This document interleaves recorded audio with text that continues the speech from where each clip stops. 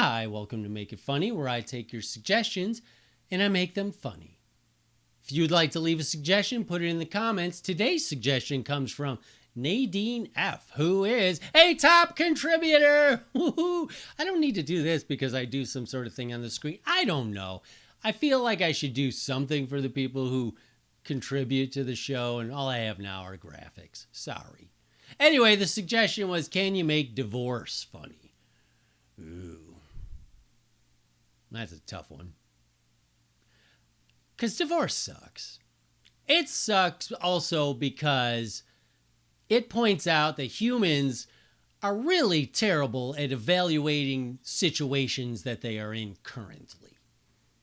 Because 50% of people who are with somebody that they love more than anything in the world, or maybe not love more than anything, but they are closer to, you're not closer to anyone on this planet than your spouse. You might say, what about my mother? What about my kids? You're not swapping fluids with them, are ya? No. So one person on the planet you're so close with that you swap fluids, at some point, 50% of people go, yeah, I don't want anything else to do with them ever again.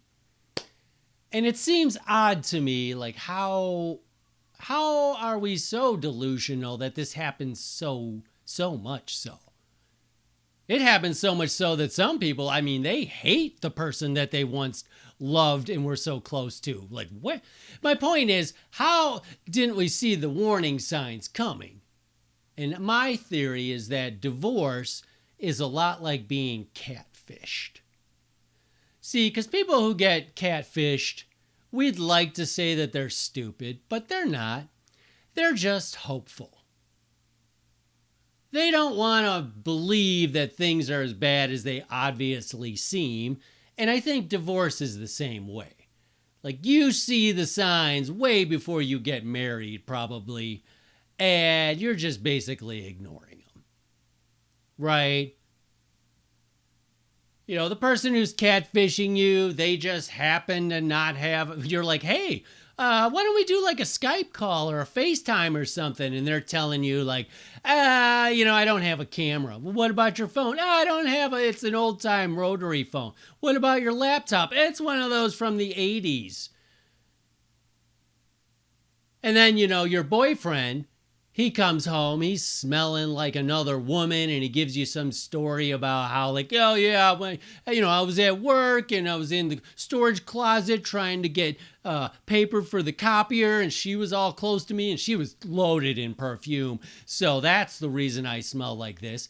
And so both people, the person being catfished and the person who should know that this isn't someone they should marry, instead of red flags, they go, they're probably, it makes total sense. Yeah, it makes total sense. It makes total sense that when we set up to meet for finally after a year of talking online, you cancel again. And your excuse is totally valid. And the divorced person, it makes perfect sense that your soon-to-be husband hides alcohol under the toilet. The one time you're like, why doesn't this toilet flush right? Let me just see. Oh, wow, this is like a whole bar back here. Anyway, I'm sure it's fine. I'll get married with it. There's nothing to worry about. And it's like when the catfish person tells you, you guys get in a big fight, because you're like, hey, you're totally lying to me because I'm pretty sure you're catfishing me. And they're like, no, I'm not. And you get in a big fight. And then 5 seconds later, her imaginary friend on Facebook is now contacting you. Like, is everything okay? And, I or somebody should at that point say like, whoa, this is definitely something's not right. But instead, we're hopeful and we just can't believe that it's really as crazy as it is. And the same thing with the person who shouldn't get married. Anyway, my point is, there's really nothing funny about divorce. I guess is what It's a tough suggestion. It's like somebody saying, can you make cancer funny? No, because it really is sad. It's a sad thing that happens, divorce. So I'm going to change the name of this show to, instead of Make It Funny, I'm going to just make it a bummer. But anyway, thanks for the suggestion. Woo!